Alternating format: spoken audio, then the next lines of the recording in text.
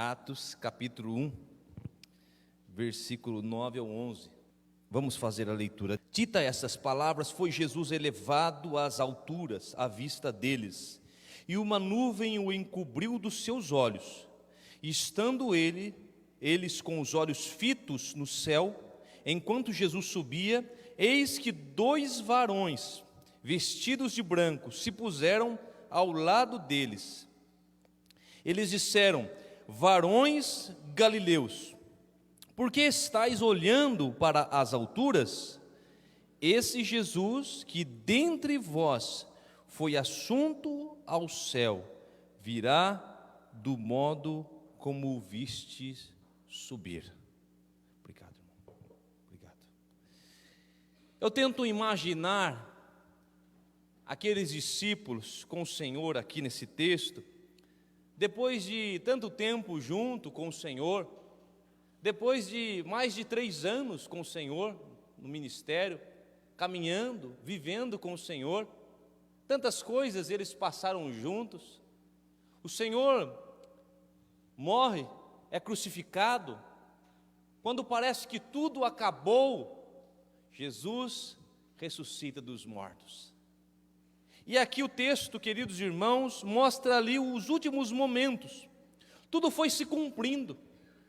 Tudo foi se cumprindo de uma forma muito fiel, conforme havia sido registrados pelos profetas no Antigo Testamento, a primeira vinda do Senhor, sua morte, sua ressurreição, tudo foi cumprindo exatamente. E agora o texto relata o último momento, Jesus ressurreto, Cristo ressurreto, com os seus discípulos, subindo aos céus diante dos seus olhos. Eu fico imaginando ali, meus irmãos, quanta emoção os discípulos vendo o Senhor subir aos céus. Poderíamos até pensar que os discípulos ficaram tristes, mas não deu tempo. Não deu tempo de eles ficarem tristes, porque vejam, meus irmãos, o verso 10, quero ler novamente, a partir do verso 10, estando eles com os olhos fitos nos céus, enquanto Jesus subia, eis que 2 varões vestidos de branco se puseram ao lado deles. Quem são esses 2 varões aqui, meus irmãos? São anjos do Senhor. Anjos do Senhor. E eles disseram: varões galileus, por que estáis olhando para as alturas? Esse Jesus que dentre vós foi assunto ao céu, virá do modo como viste subir. Vejam, meus irmãos, que não deu tempo deles se entristecerem, porque imediatamente eles foram reconfortados pela promessa de que Jesus retornaria. Aqui não se trata de promessas de anjo, importante dizer isso, os anjos não podiam fazer isso. Aqui não se trata de uma doutrina nova, como se os anjos estivessem apresentando ali uma nova doutrina, nada disso. Os anjos, na verdade, estavam repetindo, reafirmando aquilo que Jesus já havia dito muitas vezes. Os anjos estavam a serviço do Senhor. E o Senhor havia dito isso várias vezes, inclusive, quero citar como exemplo, Evangelho de Lucas, capítulo 21, versículo 27. Lucas também, eu digo também porque Lucas escreveu Atos, e também no Evangelho registrou as seguintes palavras: então se verá o Filho do Homem vindo numa nuvem com poder e grande glória. Jesus disse isso.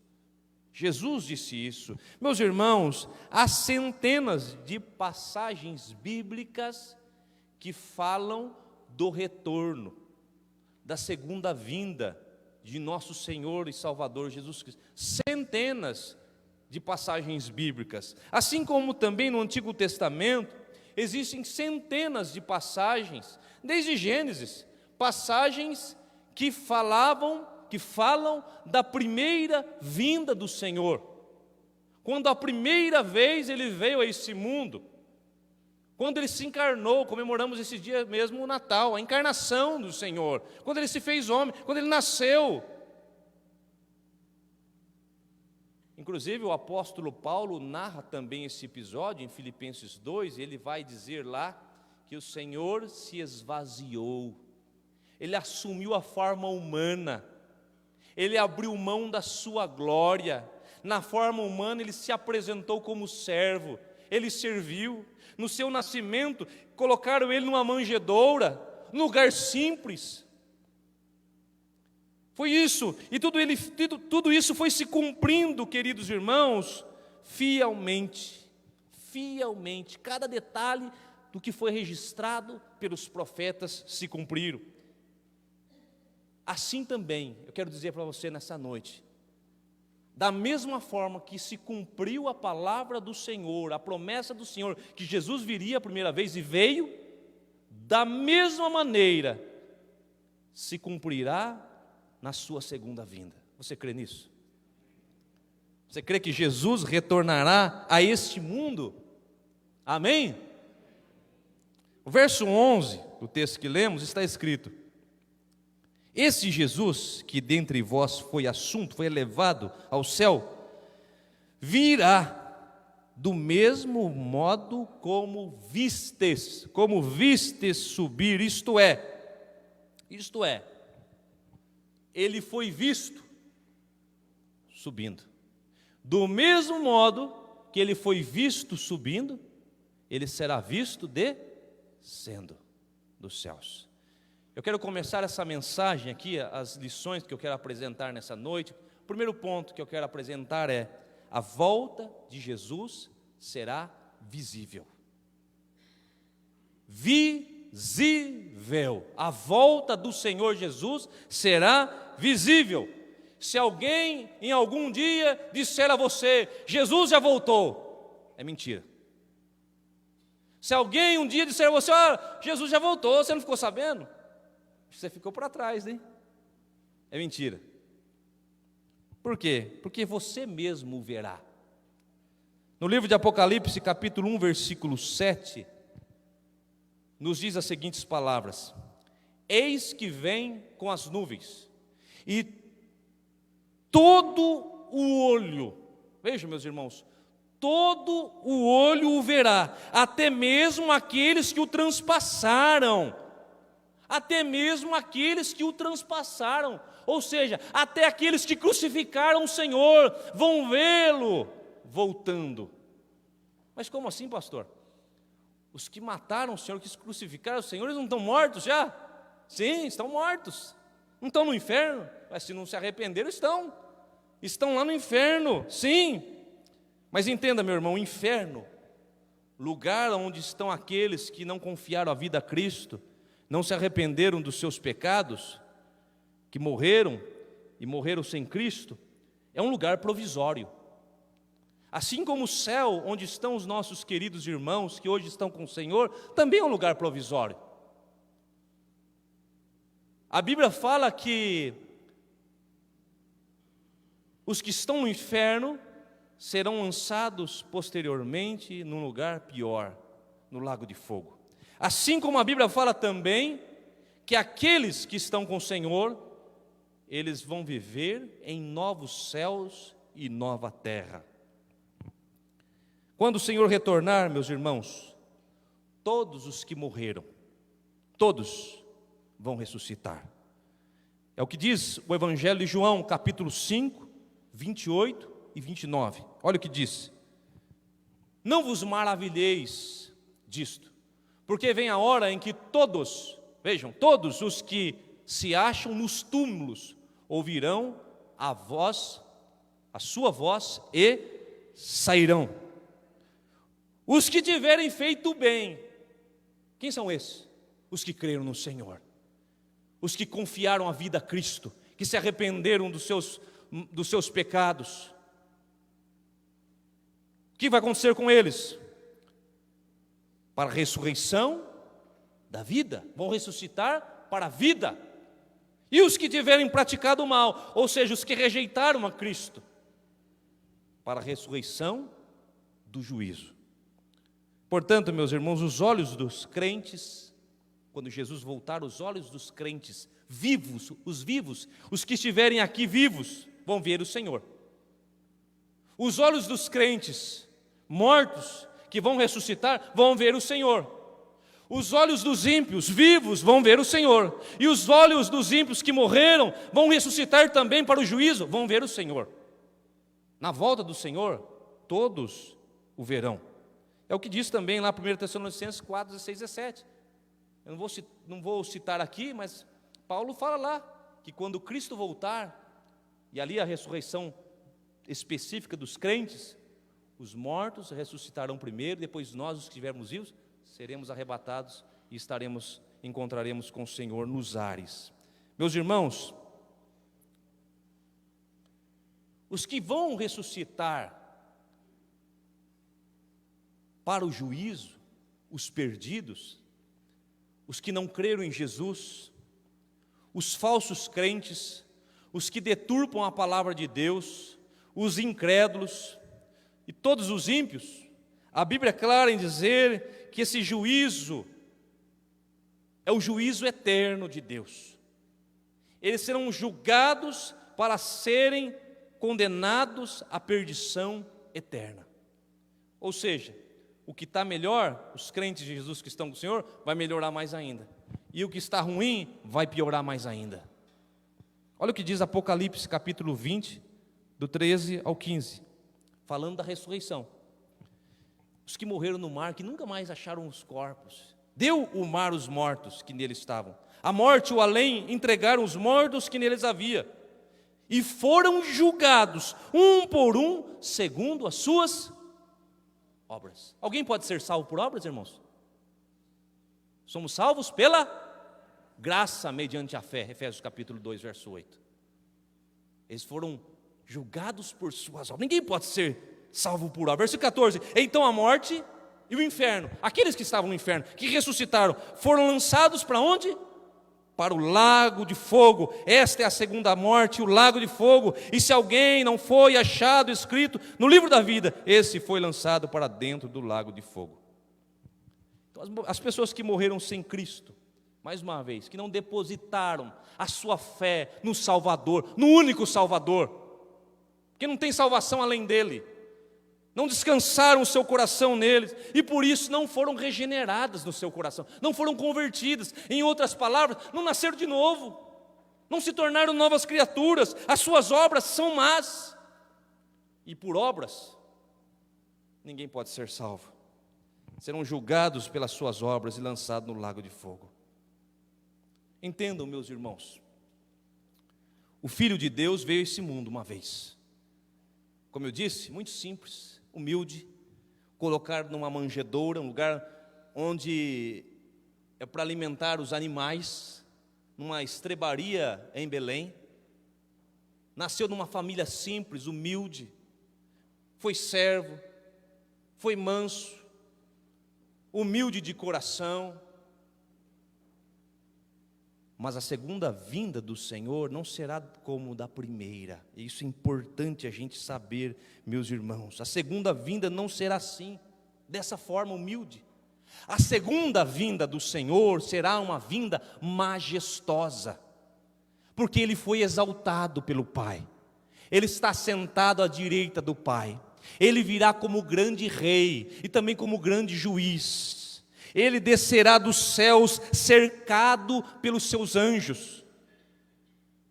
Os céus serão tomados de anjos do Senhor. A Bíblia fala que Ele virá ao som da trombeta.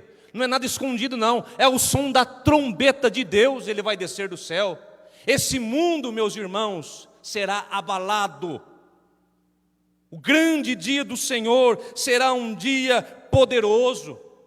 Será um dia glorioso, será um dia, por que não dizer, estrondoso, será o dia mais feliz de todos os crentes, para todos os cristãos. Pensa num dia feliz na sua vida, o dia do nascimento dos seus filhos, seus netos, pensa numa data linda, uma data maravilhosa que Deus proporcionou a você. Até o dia mais feliz que tivemos nessa terra não será comparado com a vinda do Senhor. Será o dia mais feliz para o povo de Deus. Mas será o dia mais terrível para o resto do mundo. Mas pastor, alguém pode pensar, para o resto do mundo, pastor? Não é muita coisa não? Para o resto do mundo? Mas será que não tem ninguém que não confiou em Cristo, que não creu no Senhor, não o recebeu como seu único e suficiente Salvador, mas era gente boa, pastor? Será que não tinha ninguém que vai escapar disso? E a resposta é: para o resto do mundo. Primeira epístola de João, capítulo 5, versículo 9. Olha o que o apóstolo João diz: sabemos que somos de Deus e que o mundo inteiro jaz no maligno. Em outra tradução, o mundo inteiro estão sob o poder do maligno. Ou seja, o mundo inteiro pertence ao maligno. João está dizendo, nós sabemos que nós quem? A igreja de Jesus Cristo. Não estou falando de placa de igreja, não estou falando da presbiteriana independente, não estou falando de placa de igreja, eu estou falando da igreja de Jesus nessa terra. Nós, o povo de Deus, João está dizendo, nós sabemos que pertencemos a Deus, fomos comprados com o seu sangue. Mas o mundo inteiro jaz no maligno. Nesse dia, meus irmãos, Mateus 24:30 relata que os homens lamentarão esse dia, será um dia terrível, eles vão lamentar.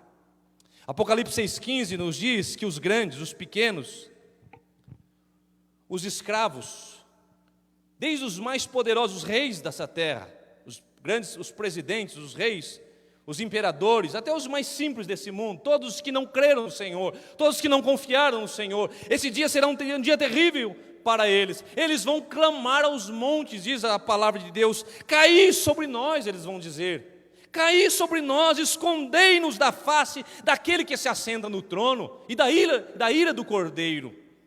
Eles vão pedir para morrer, eles vão preferir a morte, eles vão dizer, eu quero morrer, mas eu não quero olhar para aquele que está sentado no trono. Eu não quero enfrentar, eu não quero sofrer a ira do Cordeiro de Deus. Meus irmãos, quando Jesus voltar, todos o verão. A vinda do Senhor, a segunda vinda do Senhor será visível. Segundo lugar, a vinda do Senhor, a segunda vinda, a volta do Senhor Jesus será também uma volta inesperada.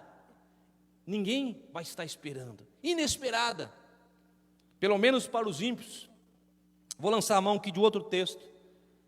Embora eu goste de pregar, a maioria das vezes, sermão expositivo, mas quando se trata de falar de um tema, a gente tem que usar bastante texto. Eu vou lançar a mão aqui do texto de Mateus 24, 36 ao 42. Veja o que diz. Jesus falando, mas a respeito daquele dia e hora, ninguém sabe o dia. Nem anjos no céu, nem o Filho, nem o Pai, ninguém sabe. Durante a história da igreja, muitos homens tentaram marcaram datas. Isso é uma afronta, porque a própria palavra de Deus nos diz que ninguém sabe. Verso 37, pois assim como foi nos dias de Noé, também será na vinda do Filho do Homem, porquanto assim como nos dias anteriores ao dilúvio, o que eles faziam? Comiam, bebiam, casavam, davam-se em casamento, até o dia que Noé entrou na arca, e não perceberam, senão quando veio o dilúvio, os levou a todos. Assim será também a vinda do Filho do Homem. Então 2 estarão no campo, olha o arrebatamento aí, junto com a ressurreição. Os mortos ressuscitam, os vivos são transformados. Olha o arrebatamento aí no verso 40. Então 2 estarão no campo, vai ter gente no campo, vai ter gente na cidade. O que vai acontecer com eles? Um será tomado, o outro deixado. 2 estarão trabalhando no moinho, uma será tomada, a outra deixada. Portanto, vigiai, porque não sabeis que hora vem o vosso Senhor. Assim como nos dias de Noé, Jesus deixou bem claro aos seus discípulos, vai ser parecido com os dias de Noé. As pessoas vão estar vivendo, vão estar comprando, vão estar vendendo, vão estar casando, vão estar namorando, vão estar estudando, trabalhando, vão estar cuidando de suas vidas. Veja que tem alguma coisa ilícita aqui disso que eu citei aqui? Tem alguma coisa? Tem alguma coisa, irmão? Casamento? Não tem nada ilícito aqui. O problema é que as pessoas estarão cuidando de suas vidas apartado do Senhor, vivendo uma vida alheia à palavra de Deus, vivendo para si e não para Cristo, vivendo para mim, para minha satisfação, e não vivendo para a glória de Deus. Essa que é a grande questão. Meus irmãos, muita gente, embora tenha ouvido o Evangelho 1, 2, 3, 10, 20, centenas, há muitos que estão nas igrejas, sentados nos bancos, ouvindo a mensagem todos os domingos, mas não se arrependem dos seus pecados, não se convertem a Cristo, não invocam o nome do Senhor, pedindo: Senhor, muda o meu coração, transforma a minha vida, Senhor, quero ser uma nova criatura. Continuam vivendo para si, são religiosos, são só simpatizantes, e nesse dia estarão condenados, eternamente perdidos. Primeira carta aos Tessalonicenses, Paulo diz no capítulo 5, verso 2: pois vós mesmos estáis inteirados de que o dia do Senhor vem como um ladrão de noite. Meus irmãos, embora a Bíblia não fale aqui da data, eu já vou falar dos sinais. A Bíblia fala que será como um ladrão. Você sabe quando o ladrão vem? Você sabe? Ele avisa. Ele manda um recado: eu vou assaltar a sua casa. Não. Então, a Bíblia não fala da data, mas a Bíblia fala que nós devemos vigiar, atentos. Diz a história, a rainha Vitória viveu nos séculos 18, final do século 18, 19. Diz a história que ela visitou certa vez uma escola na Inglaterra, uma escola do interior, uma escola muito simples. E diz a história que quando ela chegou nessa escola, os alunos, estavam uma bagunça a escola, os professores, os alunos, tudo uma bagunça. Ela ficou decepcionada, a rainha ficou decepcionada. E diz que ela disse assim: eu vou embora, mas vou voltar. Só falou isso. Ela não disse a data que iria voltar, ela só disse: eu vou embora, mas vou voltar. Como os irmãos acham que aqueles alunos e aqueles professores começaram a se portar a partir daquele momento? É só para refletirmos um pouco. Assim também, meus irmãos, assim também, para que não haja decepção, para que não haja constrangimento, nós, queridos irmãos, devemos viver de tal forma, de tal modo, que quando Jesus voltar, não sejamos envergonhados, que não sejamos pegos de surpresa fazendo o que Deus condena, ou apoiando o que Deus odeia. Terceiro lugar, a volta de Jesus será também, agora sim, precedida de sinais. Ele não falou, ele disse que ninguém sabe o dia, ninguém sabe a hora, mas ele é misericordioso, e ele nos deixou alguns avisos, alguns sinais, são avisos, e esses avisos, meus irmãos, não devem ser encarados por nós com desânimo. Ao contrário, esses sinais, esses avisos, a igreja, quando olhar para isso, deve se animar, a igreja deve jubilar, deve se alegrar, não pelos sinais em si, mas porque a palavra está se cumprindo e Jesus está voltando. Deve ser, portanto, para animar a igreja, e deve ser também para que a igreja esteja atenta em total prontidão à espera do retorno do Senhor. Alguns sinais, vou citar aqui alguns sinais. Vou citar logo 3. Guerras, fome e terremoto. Mateus 24, do 6 ao 7. E certamente ouvireis falar de guerras. Jesus falando, e rumores de guerras. Vede, não vos assusteis. Olha o que Jesus está dizendo, irmãos. Não vos assusteis, não é para ficar assustado, não é para ficar com medo. Porque é necessário assim acontecer. É necessário assim acontecer. Palavras do Senhor. mas ainda não é o fim, porque se levantará nação contra nação, reino contra reino, haverá fomes e terremotos em vários lugares. Os especialistas estão dizendo que o 2023 será um ano marcado por muitas guerras. Muitas guerras. Mas eu estou falando aqui, irmãos, isso para os irmãos não é para que ninguém fique assustado. Ao contrário. Embora a gente não se alegre com a guerra, mas nós devemos nos alegrar com a palavra do Senhor. Jesus está voltando. Amém, queridos? Jesus está voltando. A fome é outro sinal. Outro sinal. E é uma das consequências da guerra. Quando tem guerra, tem fome. Consequência, muitas vezes, de crise econômica, de governos corruptos. Tudo isso gera fome. Terremotos, tsunamis também são sinais que haveriam na natureza. Fiz uma pesquisa no site da USP, sexta-feira, 5/1, 5 dias nesse ano, 16 terremotos. Sentidos. Mas, pelo que eu estive lendo, durante um ano, passa de 1000 terremotos.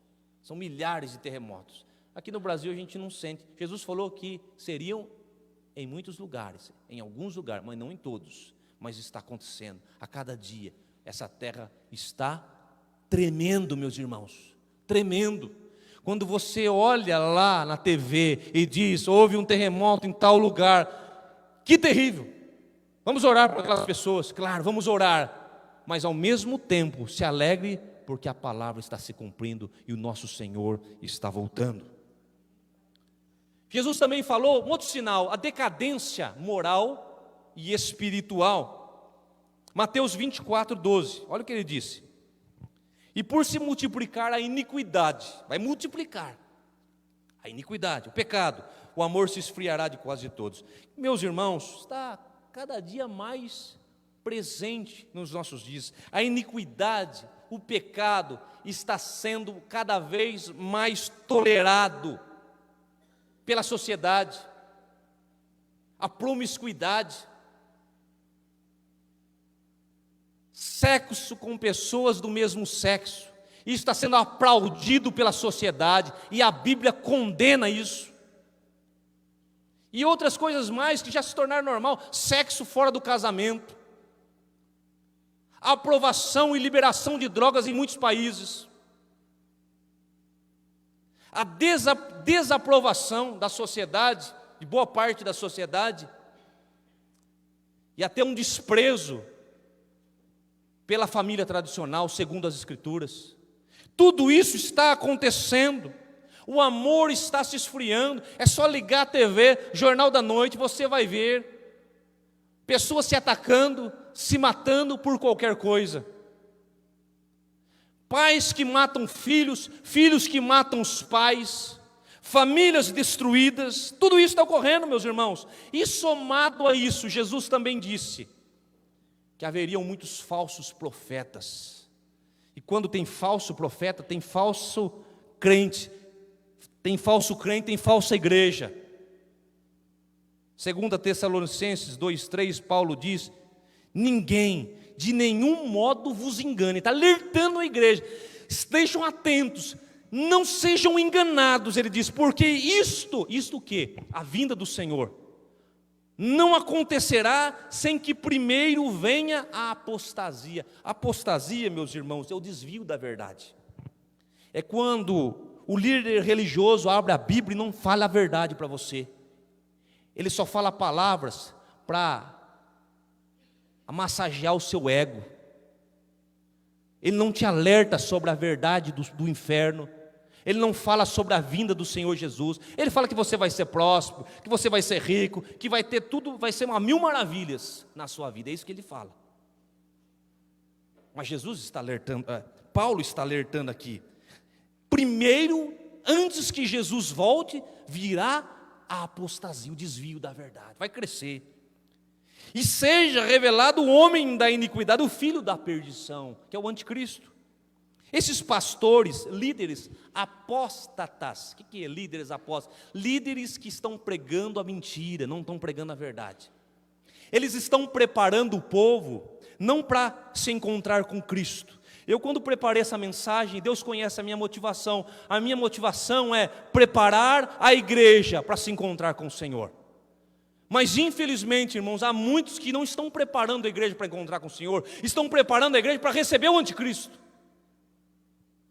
para reverenciar esse anticristo que se manifestará no mundo.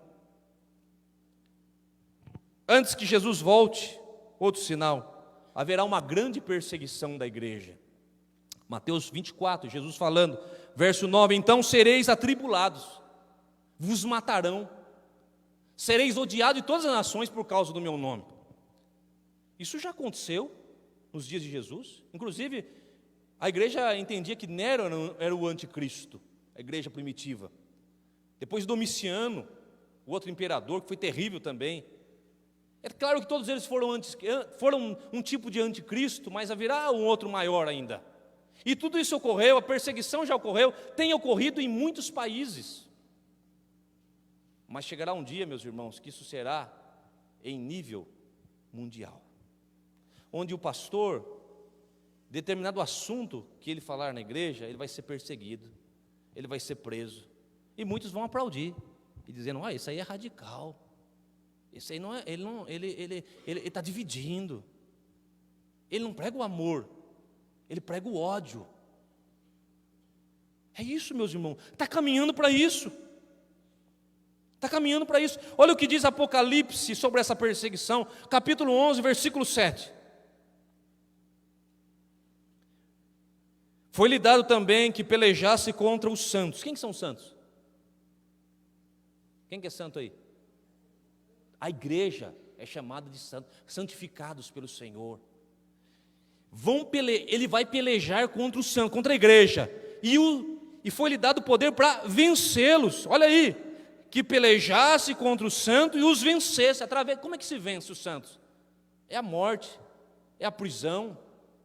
Deu-se-lhe ainda autoridade sobre cada tribo, povo, língua e nação. Por isso eu digo que será uma perseguição mundial. A igreja passará pela grande tribulação, até que o Senhor venha e arrebate os que estiverem vivos aqui. E os dias serão abreviados, porque se não fossem, nem os escolhidos seriam salvos, disse o Senhor. Então, meus irmãos, não sejamos crentes mimados. Amém? É o crente mimado, aquele que qualquer coisinha está chorando, está reclamando. Não estejamos prontos, não só para viver a vida boa com Cristo aqui. Todo mundo quer viver a vida boa, a gente quer. Mas não só para viver a vida boa, quando tudo dá certo. Mas estejamos preparados também para perder pelo Senhor. Perder coisas. Perder a liberdade de expressão, de pregar o Evangelho, a liberdade de pregar o Evangelho. Não tenham medo de enfrentar isso. Se preparem para isso. Se preparem, aí a igreja precisa estar preparada, até para morrer, se preciso for, pelo nome do Senhor Jesus. Quarto lugar, a volta de Jesus dará fim a todos os sofrimentos. Nós vivemos num mundo que foi afetado pelo pecado, foi contaminado pelo pecado. Toda a criação sofre as consequências do pecado original. Todo sofrimento no mundo, meus irmãos, toda desordem no mundo tem uma origem. Os irmãos lembram da origem? Onde é a origem? A origem da desordem do mundo, onde está? Lá no Éden. Lá com os nossos pais, segundo a carne, quando desobedeceram e se afastaram de Deus. Eles eram os nossos representantes, se afastaram e separou então a partir dali a humanidade de Deus. Com o retorno de Cristo, meus irmãos, e nós sofremos as consequências no nosso corpo disso, mas com o retorno de Cristo, aqueles que um dia foram reconciliados pelo sangue derramado na cruz do Calvário, como eu disse, eles irão ressuscitar, os mortos ressuscitarão, os vivos serão transformados, receberemos um corpo glorificado. O nosso corpo será como o corpo de nosso Senhor Jesus Cristo, o corpo que Ele ressuscitou. 1 Coríntios 15, 53, vamos ler. Porque é necessário que esse corpo corruptível se revista da incorruptibilidade e o corpo mortal se revista da imortalidade. E meus irmãos, a partir daqui nós nunca mais ouviremos falar do nome enfermidade. A partir desse momento aqui, ninguém vai ou nem lembrar que existe enfermidade. Por quê? Porque nós receberemos um corpo incorruptível. A partir desse momento, nós nunca mais vamos lembrar, meus irmãos, da morte, que existiu a morte. Por quê? Porque receberemos um corpo imortal. Nunca mais ouviremos falar de tristeza, porque seremos como Adão e Eva antes da queda, na presença do Senhor. Veremos o Senhor face a face. Não haverá mais saudade, porque viveremos como família de Deus, eternamente na presença do Senhor. Não haverá mais lágrimas, não haverá mais fome, não haverá mais sede. Apocalipse 7, 16 e 17. Jamais terão fome, nunca mais terão sede, não cairá sobre eles o sol, nem um ardor algum, pois o Cordeiro que se encontra no meio do trono os apacentará e os guiará para as fontes da água da vida, e Deus lhes enxugará toda lágrima.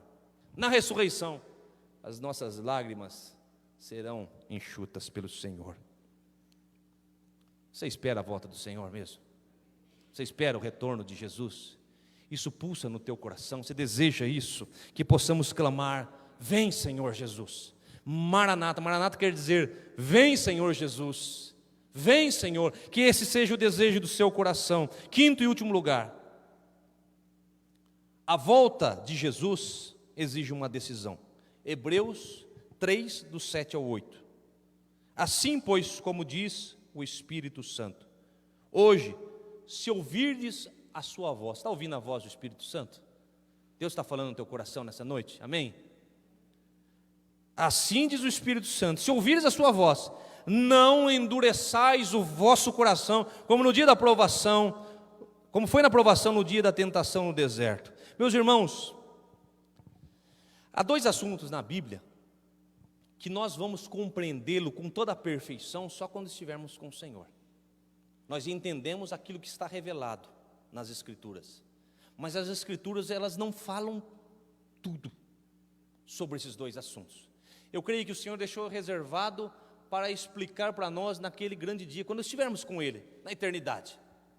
Os dois assuntos são: primeiro, soberania de Deus; segundo, responsabilidade humana. Soberania de Deus.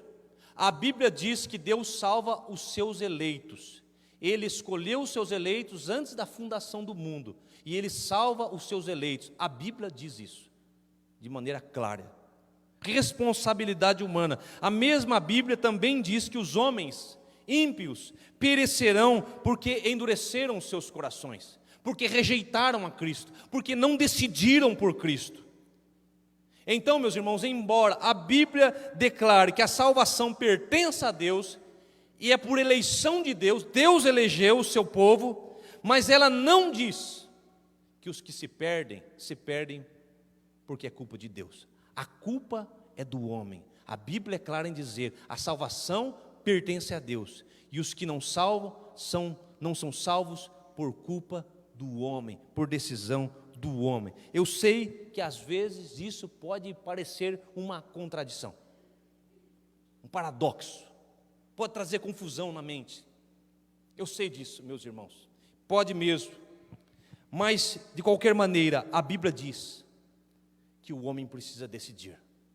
Ele precisa tomar uma decisão. E eu pergunto para você nessa noite, o Espírito Santo está perguntando para você nessa noite: de que lado você está? De que lado você está? Não endureçais o vosso coração, como foi no dia da provação no deserto. O autor da carta aos Hebreus está dizendo que a nossa postura, a postura da igreja, não pode ser semelhante ao povo de Israel quando estava no deserto, que não creu, que não confiou e pereceram no deserto.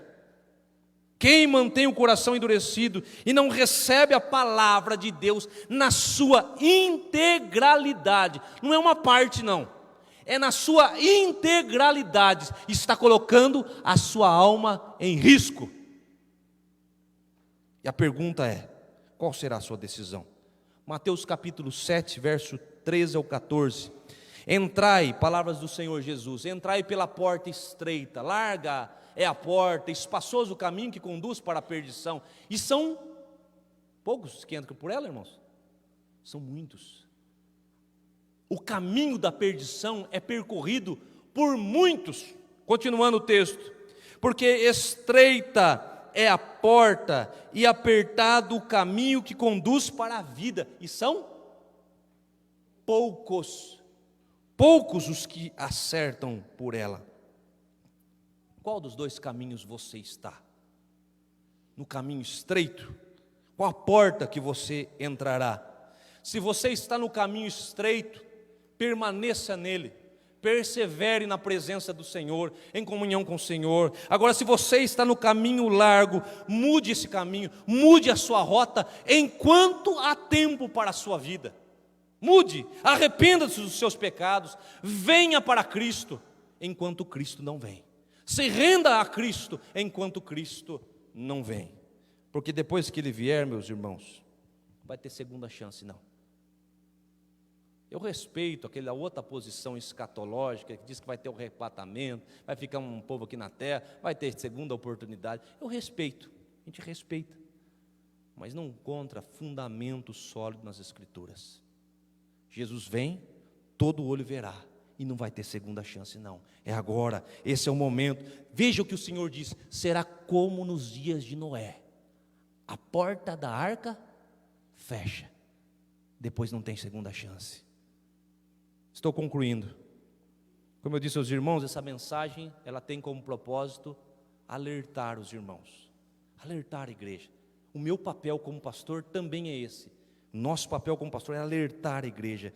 Não tenham dúvidas no coração, meus irmãos. Jesus voltará. Nenhuma outra promessa, guarde isso, nenhuma outra promessa é repetida tantas vezes nas Escrituras como essa. Jesus voltará. Os sinais estão diante de nós. Estamos vendo aí a palavra do Senhor se cumprir.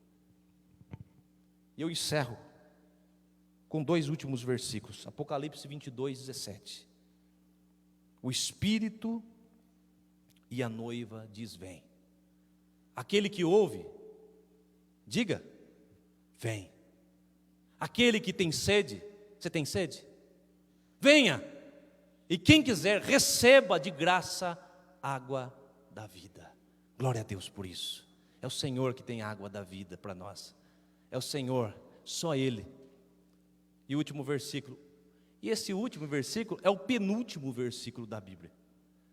Veja o que diz: aquele que dá testemunha dessas coisas diz: certamente venho sem demora. Jesus falou, e Ele falou, Ele vai cumprir. Venho sem demora. Amém. Vem, Senhor Jesus. Que o Rei da Glória nos encontre prontos para recebê-lo.